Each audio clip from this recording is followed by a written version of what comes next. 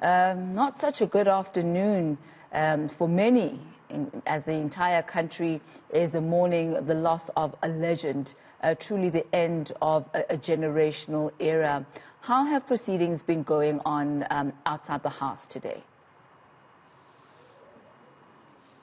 Yes, indeed, an extremely somber moment, not only for South Africa, but primarily for the family of Tata Andrew Mlangeni.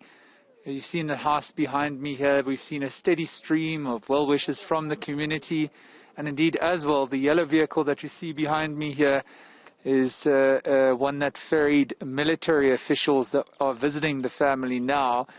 We can only speculate as to what is being discussed inside the house.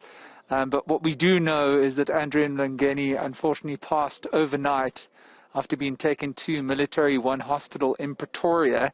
That's, of course, standard procedure for heads of state, former heads of state, and indeed very high-ranking officials of the political establishment. It is where Nelson Mandela was taken several occasions. Of course, also Mama Winnie Madikizela Mandela as well at one stage was taken to Military One Hospital.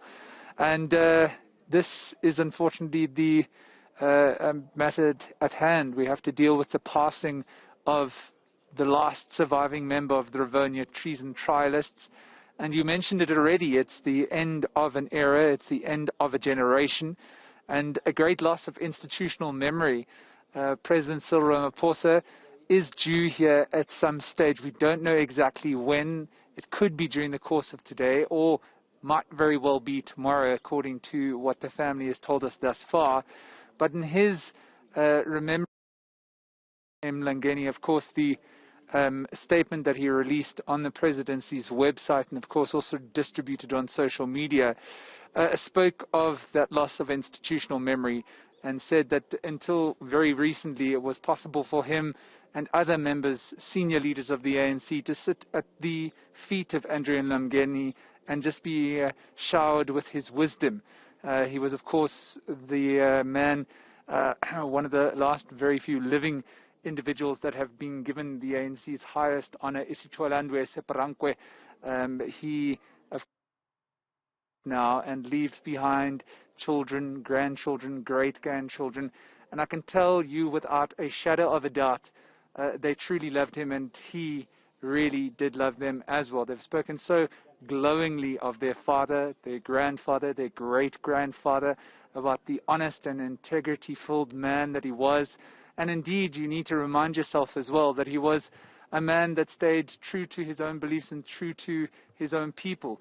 This humble house behind us here is the place he called home, even though he spent 27 years behind bars in the struggle for freedom. The man spent 10 years in the National Assembly, from 1994 to 1999, and indeed 2009 to 2014 before retiring. And one gets a sense that he never lost that sense of humility and duty right up until the end, when he passed away at 95. And we could see that, the sense of responsibility. I mean, he did have an interview with Sibungalwa upon the celebration of his 95th birthday, and we actually will be playing that a little bit later on. But thank you very much for that recounting, Nicholas. We'll touch base with you as the afternoon progresses as well. Now, staying with the story, let's cross live now to our reporter Mbali Thethani, who is at Lilliesfarm in Rivonia, where a group of ANC stalwarts, including the late veteran Andrew Mlangeni, were arrested during a police raid in 1963 for planning to overthrow the apartheid government. Mbali, now you are currently at Lilliesfarm. What is the sense at the moment? Is anybody there? I know that is one of the iconic spots in South Africa.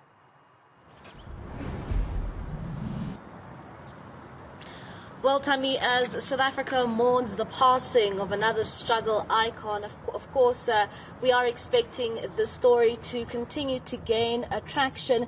And this place where we specifically coming from, we know that this was used as a safe house for political activists in 1963 and just, during the fight against apartheid. But we know that a number of arrests occurred at this specific place, and unfortunately Andrew Mlangeni was not part of those who were arrested at this specific venue on the 11th of July in 1963, and he was arrested much earlier on in June. But just to give us more insight in terms of the man that has been described as many as a hero, we are joined by Nick Walpe, and of course he comes from the Liliesleaf Farm and Foundation. I just want to find out from you, we've seen tributes continue coming in where a number of South Africans are remembering Andrew Mlangeni. Just your reaction to the passing of the struggle icon. Actually, words fail me the more I think about it, because Andrew was such a giant, and he was a quiet giant. He was very unassuming, but he played such an important role. He was such an important figure. And what makes this more devastating is the fact that Andrew was the last surviving Rivonia trialist. There are still those linked to the Rivonia trial. We've got 2 lawyers still surviving, but in terms of the trialists, the surviving 2 trialists, Dennis was the last of the Rivonia trialists to actually have been arrested here at Liliesleaf. And as you pointed out in your introduction, Andrew wasn't arrested. He was arrested in June as part of the Xeros group, and he and Elias Motsoaledi were brought to the Rivonia trial because the apartheid state felt they had enough evidence to convict them during the Rivonia trial. And there's a lovely story that I've been told about Andrew during the trial. The prosecution were accusing one of the Rivonia trialists. And during one of the recesses, Andrew was outraged. He said, "I did all of that." And he wanted to stand up and say, "It wasn't him, it was me." But his lawyers said, "No, you can't do that. Leave it." But he was outraged. And that, I think, goes to the character of Andrew. He had an amazing personality. He was a true struggle icon. I mean, when you talk about the servant of the people, Andrew is the epitome of the servant of the people. He was willing to sacrifice the ultimate sacrifice of his life, and then coming out of prison, he served the people in Parliament with dignity, with respect, and with humility. And unfortunately, we all talk about the fact that that type of character today no longer exists. That character is not prevalent in our political hemisphere. It's not part of our DNA. Andrew was, along with those others, he was a giant amongst giants. Thank you very much. Of course, that is Nick Walpe. He is from the Liliesleaf Foundation there, just describing Andrew Mlangeni as a selfless leader and someone who continued to serve South Africans and gave the ultimate sacrifice in sacrificing his life for the freedom of South Africans. Thank you so much, Mbali. Now, we do continue with our coverage today as tributes continue streaming in for the late struggle icon. We're now joined on the line by former IFP leader Prince Mangosuthu Buthelezi. A very good afternoon to you, Prince Buthelezi, and a very sad day for South Africa indeed. And recollecting your times with Ubaba Andrew Mlangeni, how would you describe him both as a man and as a struggle hero?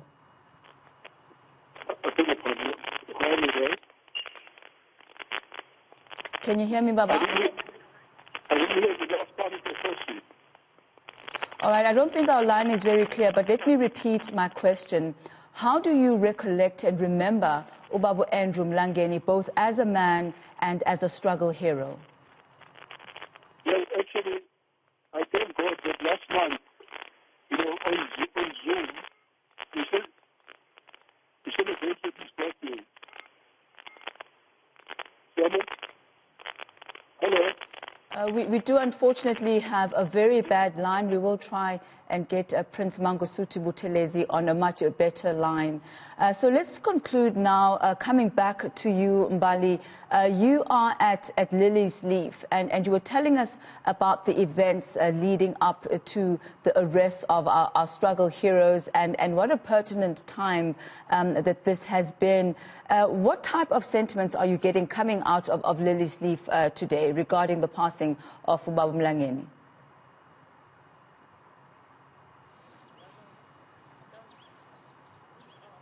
Because of the pandemic and the coronavirus, Liliesleaf has been closed from the early as March. So they have been closed for quite some time now, and they are not allowing members of the public to come into this museum. We do know that this place has been turned into a museum, allowing many South Africans who want to know a bit of history and the heritage of, looking at the issues around the struggle stalwarts and how did the freedom of this country come about. But just to give us more insight into the focus of today, the passing of Andrew Mlangeni, we continue the discussion with Nick Volpe. We know that Andrew Mlangeni was not arrested here on the 11th of July 1963. If you can just give us background in terms of where he was arrested and how did his arrest come about? He was arrested in Soweto, and it's unclear how it came about. It was either a tip-off or they had been following him. But Andrew was very active. He was actually one of the very first MK operatives to be sent overseas for military training. He went to China. So he was really at the forefront of building up Umkhonto weSizwe, at the forefront of being one of the new military cadres.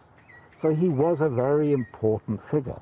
And his arrest, along with Elias, was important. And then, of course, the arrest of those at Liliesleaf just gave the apartheid state that ammunition, that extra ammunition to charge them at the Rivonia trial, which, as we all know, was the trial of the century, the trial that changed the trajectory, the trial that put the struggle against apartheid onto the international arena.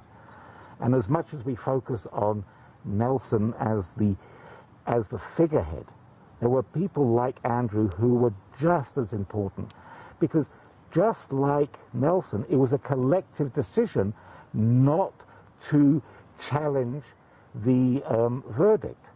And I remember having a visitor from the United Kingdom, a permanent secretary from the Foreign Office, which is like our Director Generals. And he turned to me at one point and he said, I just don't understand why the Rivonia trialists would not challenge the verdict. And all I could say to him was that you don't understand what the struggle was about. You don't understand what these individuals stood for, what they represented, and what they were trying to articulate and achieve. They could not negotiate with the apartheid state. That was not an option. They were willing to take whatever the apartheid state was willing to throw at them. And Andrew, like the other 7 accused who were sentenced to life imprisonment, was willing to pay that ultimate sacrifice. And that really is what makes him and the others so unique, so special amongst our liberation stalwarts. Thank you very much. Of course, Tammy there, Nick Volpe, continuing the discussion in terms of the life of Andrew Mlangeni, talking about how he came about to be arrested, because he was arrested in June of that year, and just a month later we saw other struggle icons like Nelson Mandela and Ahmed Kathrada, who were arrested on the 11th of July in 1963. Well, thank you, Mbali. We will continue our coverage of the now late Babu Andrew Mlangeni Nickolaus Bauer outside his residence in Soweto. Do stay with us.